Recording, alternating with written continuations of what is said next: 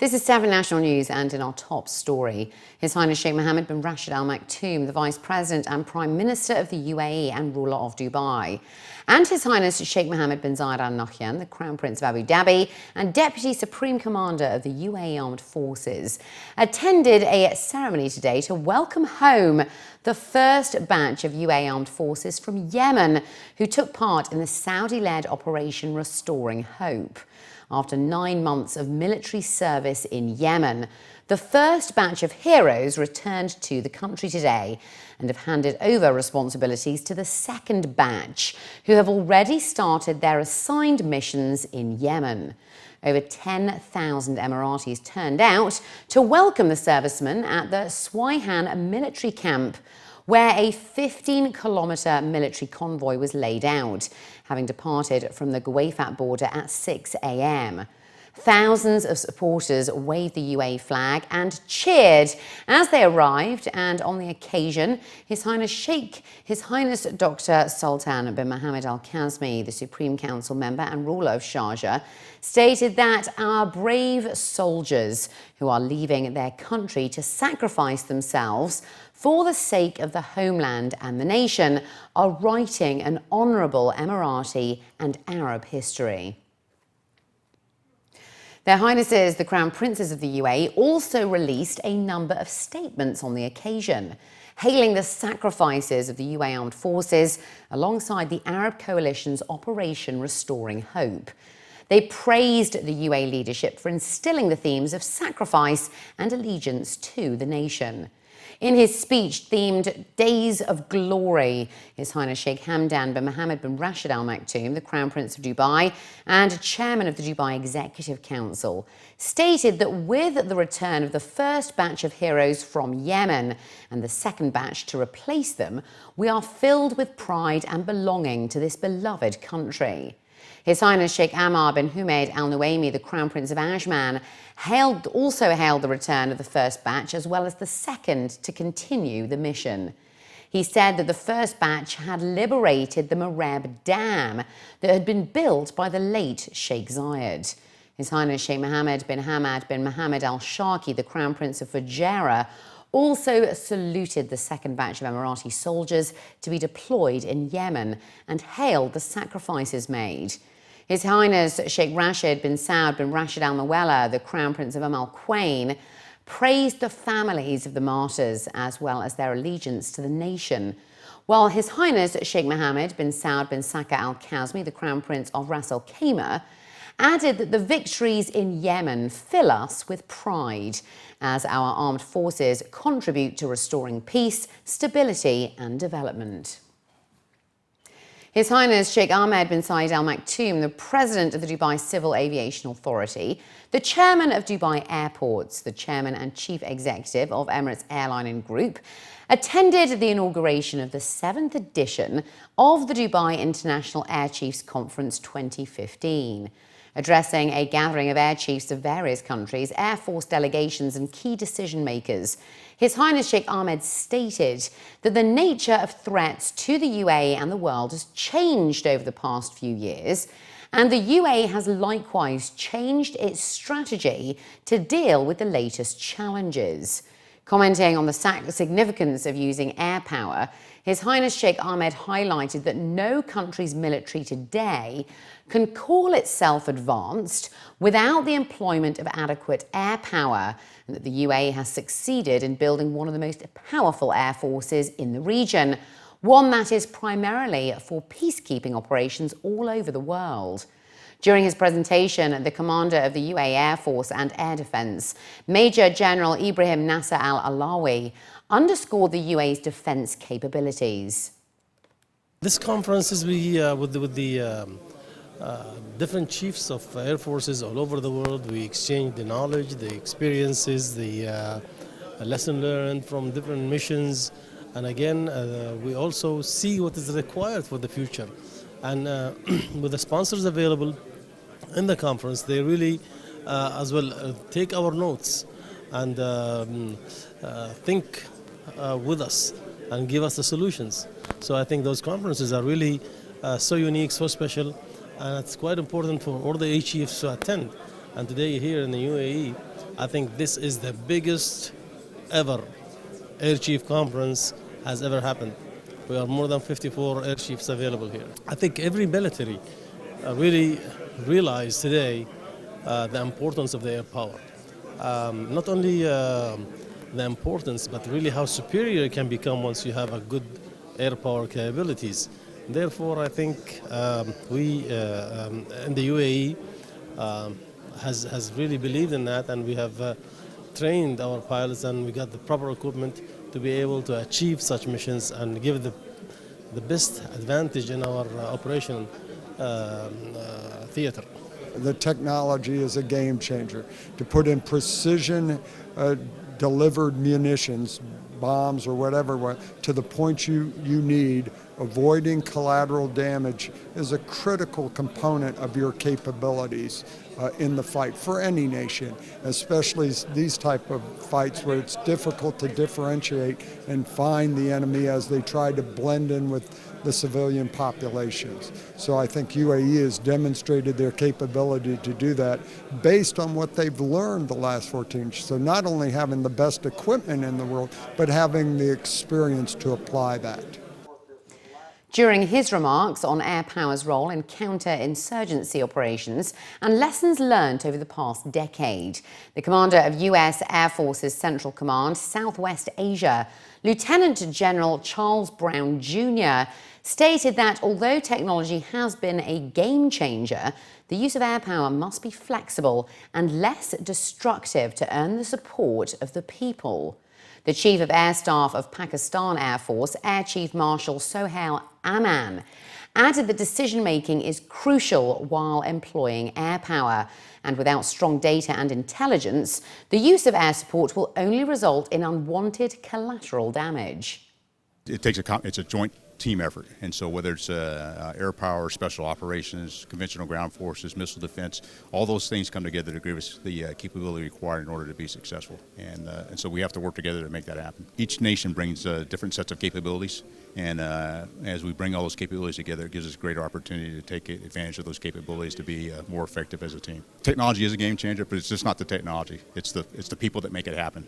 And so the airmen that actually use and operate that technology are the ones that are the real superstars. Well, it's a coordination and cooperation that has to happen between so we can actually synchronize the air operation with the ground operation. I've been very impressed, and having had a chance to watch the UAE when I was doing operations in Libya, as well as watch them in Afghanistan, and then watch them as they did things in Iraq and Syria and again in Yemen. So I've been thoroughly impressed with the UAE Air Force. I think there has to be a huge lot of other areas which need to get together to make ultimately the objectives meet. You need significant intelligence information for the air power also to move on.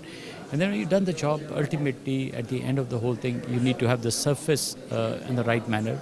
The air power may not be able to do the entire effect, so the ground forces will be required to move in and do rest of the job. So I think it has to be an integrated approach. Additionally, when it gets to different countries handling the whole thing together, it becomes much more cohesive but much more challenging as well. The air component will continue to play a pivotal role. Please remember, application of air power is not a simple thing. It's very expensive. It needs a lot of flying and other effort right on the ground. We have no choices. We have to win this battle, and we will win this battle, I'm very sure, inshallah. But the fact is that air component will continue to play the most pivotal role. A UAE delegation headed by Obaid Humaid Al-Tayr, the Minister of State for Financial Affairs, has concluded its official tour to Scandinavian countries. The trip looked to strengthen the country's network of agreements on the exchange of information, reviewing the financial practices adopted by the Scandinavian countries, exchanging experience, as well as discussing joint cooperation opportunities. Al-Tayr and Per Bolund, the Swedish Minister for Financial Markets and Consumer Affairs, signed an agreement on the exchange of information for tax purposes. The signing ceremony took place during the UAE delegation's last visit to Sweden's Stockholm, and in the presence of Sultan bin Rashid Al Khaitoub, the UAE ambassador to Sweden, as well as a number of senior officials from both parties. Commenting on the visit, Obaid Humaid Al Tyres stressed on the Ministry of Finance's commitment to enhance the UAE's status and strengthen its regional and international relations on various levels, achieved through holding joint meetings to exchange experiences. Road accidents over in the capital caused by burst tyres have fallen by 49% over the past 5 years. That's according to a senior official. According to Brigadier H.H Sheikh Ahmed, the Deputy Director of the Traffic and Patrols Directorate at Abu Dhabi Police, between 2010 and 2014, deaths caused by burst tyres decreased by 58% and serious injuries by 30%. He also noted a 7% fall in the number of accidents due to burst tyres over the past 10 months of 2015, as compared with the same period last year. And also stated, as a part of safety campaigns, a total of 93,488 vehicles were fined over the past 3 years for unfit tyres. He then warned motorists that driving with faulty tyres could see vehicle impoundment of up to 1 week, as well as a 200 dirham fine. Traffic accidents are the biggest cause of injuries and deaths of children in the UAE. And there is still little awareness and knowledge on the importance of car seats for infants in the country, according to experts. And more needs to be done to save lives. Children's store Just Kidding teamed up with the Road and Transport Authority recently to help educate parents and the public. As a part of their one journey at a time strategy, they also joined forces with trading enterprises Volvo and roadsafetyuae.com and rolled out a car clinic. It was noted that more than 62% of child deaths are caused by some form of accident involving a car. And according to recent findings, only 2% of infants in the UAE are properly restrained in a car safety seat. Experts added that creating awareness to ensure babies and infants use only a car seat while in a vehicle, it's the only way forward to avoid fatalities. Additionally, there is no compulsory car seat law in place in the country as yet. However, the RTA has been designing awareness programs targeting different age group brackets in Dubai, and also launched the Child Safety Programme back in 2009 in cooperation with the Department of Health on the importance of car seats. We activated a strategy called One Journey at a Time, where we want to focus our efforts on working across the board with different bodies and different elements to really promote the awareness of using a car seat, whilst at the same time supporting other businesses to achieve that goal, such as Volvo and Road Safety UAE and, of course, the RTA. What we decided to do was to have an event called a car seat clinic, which we held at the Just Kidding shop in Safa, where people can come down to the shop, understand much more about car seat safety, how to use it, which one to use, and our trained experts will check every single car seat, no matter where you bought it from. The law with regard to buckling up is that any child under the age of 10 has to be in the back seat with a seatbelt. There isn't any more law regarding a car seat use. So although there are certain elements that are enforcing it or promoting it, so I know that the police can look for it and can fine people for it, especially I hear that happens in Abu Dhabi. But there isn't a federal law about it at the moment. It's within all of our responsibilities to ensure the health and well-being of the children of this country. Everybody should discuss this issue, whether or not they're parents or not. It is really, really important that your children are safe at all times, and especially in the car, because the roads in Dubai and the UAE are quite fast and the cars are very big. Let's just all buckle up in the back and please put your children in the right car seat for their age, height and weight. And finally, looking to other news now, the 6th edition of the Dubai Pre-Owned Boat Show concluded today, offering both buyers and prospective boat sellers from the region and abroad a unique platform to find the latest in the boating market. At a grand ceremony, the Marina Operations Manager of Dubai Creek Golf and Yacht Club, Abdullah Ali Al Noon, opened the show to the public on Thursday, accompanied by the Chief Executive of the Wasl Asset Management Group, Hisham Al Qasim, as well as other dignitaries. The head of operations stated that the current edition of the boat show has been designed to ensure that sailing becomes more accessible and affordable to all visitors, while also providing them with an opportunity to view striking pre-owned boats up for sale. It was mentioned that last year over 8,000 boat enthusiasts attended the show, and more than 85 pre-owned boats were on offer of up to 11 million dirhams, and that this year will be bigger and better. During a brief tour of the boats on display, the organisers showcased various models, ranging from 19 to more than 100 foot for their prospective customers. They stated that their overall aim is to offer affordability and choice for yachting enthusiasts. A whole range of activities were also on offer for children, as well as young adults looking for a family day out, with a variety of water-based races and thrills for residents and families. The market conditions at the moment for boats in Dubai is healthy. We've got customers who are having boats over here with us in the pre-owned boat show, looking to sell, not to get rid of, but to actually find another boat which is bigger. So this is something that every boat owner has in mind already. We've got a range of boats up to 105 feet on the water, and the smallest boat we've got on shore is 19 feet. So anybody who's having a boat 19 foot, which is 19 feet, will upgrade probably to a 30 feet boat, and so on.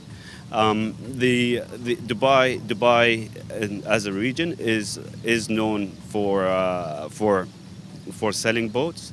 You know, we've got clients coming in from Kuwait, we've got clients coming in from Qatar, Oman and Bahrain, basically the Middle East, to buy boats from the pre-owned boat show, due to the selections that we have in this event. We've got 9 marinas in Dubai with a total of 2,000 boats on the water.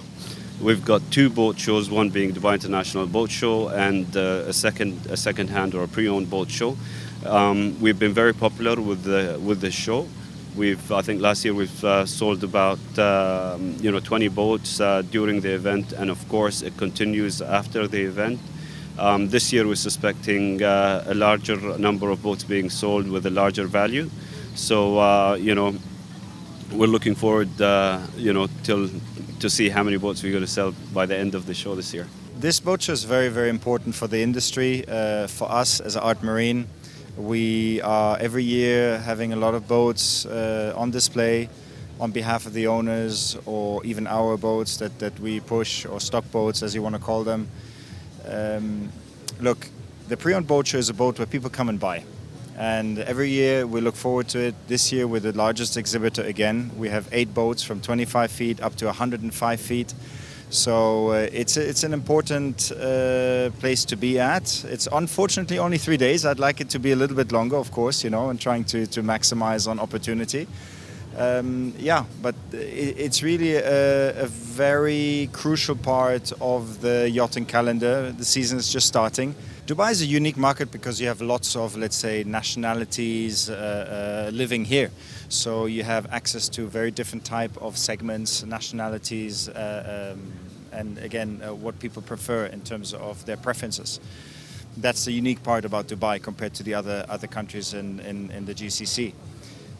This boat show, again, like I said before, is very important because people come here who really are looking for deals, coming to buy, and with us this year having a very nice variety of boats, as I said, a different type of boats, it gives the people good choices to look at. The boat we are selling is one of the models. We are representing 52 models. The boat which you can see now, it's Prestige 500, built in 2012, has Volvo IPS with the joystick and stern drive, and the engine hours are not that much high, so but owner are happy to be here. So everything is made here for the Golf specification, including the bimini on top and bimini on the sunbeds. That's why it's a perfect option for you to get this boat here and to use it here.